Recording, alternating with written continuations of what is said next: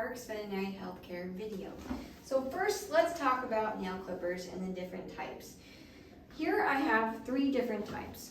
One of them is actually a cuticle cutter that you can get pretty much anywhere, and they are used on humans. This is great for small animals, so hamsters, cats. If you can look at the blade here, so it's mostly like a scissors. And you have to be very careful not to hurt your animal when you're clipping the nails, but that's just to tip the end of the nails. The reason we don't use this on larger dogs is 1, it sends the nails flying everywhere, so you don't want to create a hazard for yourself or your pet.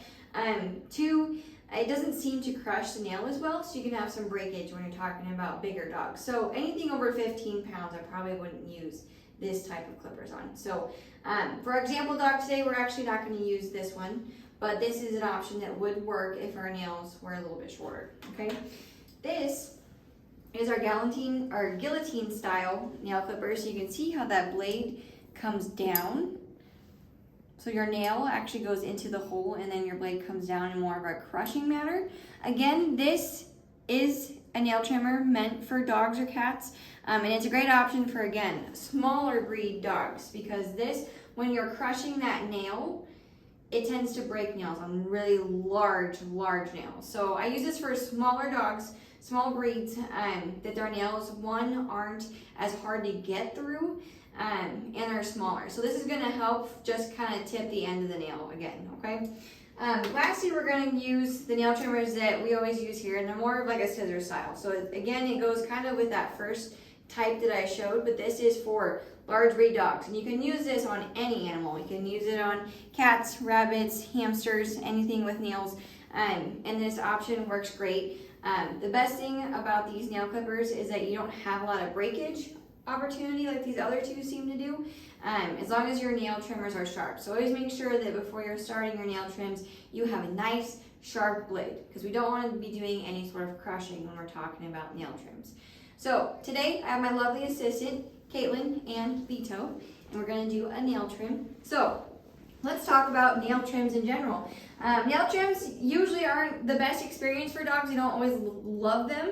To start with, I'm just going to be touching their paws, and this is something you can do at home to kind of get them used to it. You can see we're a little bit reactionary to it, and that's okay. We're just going to take our time with this because we don't want it to be a bad experience. Now, if you come and look at the nails here, we have 1 white nail. It's kind of clear, and you can see that there's a pink part in it, and that's what we call the quick. Whew, I know, everyone's touching your feet. So this pink part is actually called the quick, and that's actually where the blood is. So this is a really great example, because right next to a black nail, you can see, you can't actually see the quick inside of a black nail, which means if you cut it too short, 1, it's gonna be painful, and 2, it's gonna bleed.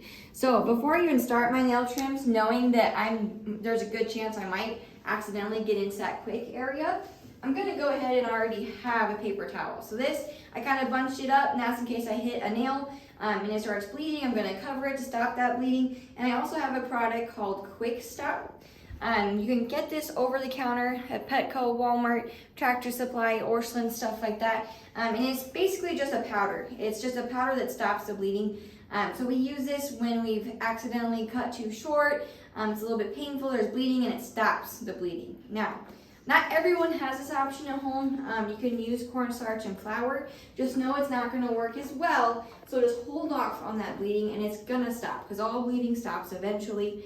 If you get to the point you accidentally clipped a nail too short, you cracked it in half, there's some issues like that, call your vet, okay? Wrap the foot, contain the blood, but if it's too short, then we're gonna look for other options, okay? So, we are gonna start with our nail trim here. So like I said, I'm gonna feel this paw, I'm gonna look at my nails here, and I'm just gonna tip the very end, because Vito does not love nail trims. So what I'm gonna do is I'm gonna hold that toe, put it between, and clip, okay?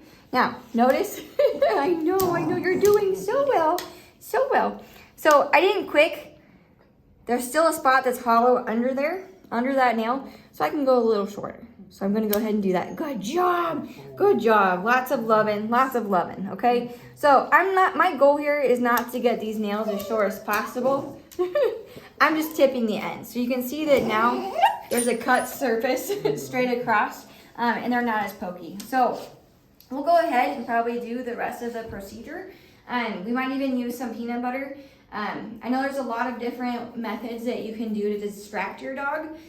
The one that we wouldn't recommend is putting the peanut butter on yourself. So there's a lot of videos of people putting peanut butter on their forehead with saran wrap. We wouldn't recommend that. But what we could do is we could put peanut butter on the wall, could put peanut butter here in front of Vito, or I could have my lovely assistant hold peanut butter or treats, anything in front of him, so that we can do this in a manner that's low stress for the animal and makes it a good experience, because we don't want a dog to get so reactionary that we're unable to do this procedure. So if you have any questions, feel free to call your veterinarian. Always come in and you can pick up your own nail clippers and we can talk about what would work best for your dog, and just kind of go from there. So happy nail trims at home.